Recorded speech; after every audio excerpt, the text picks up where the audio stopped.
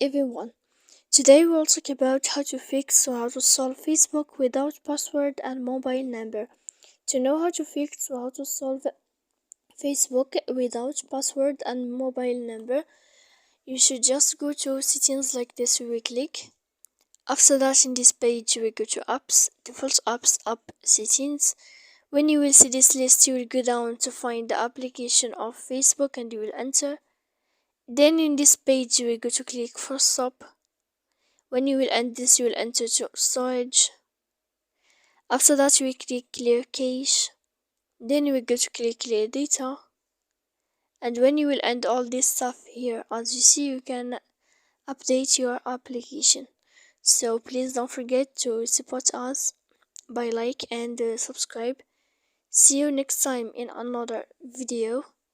And thank you for your attention.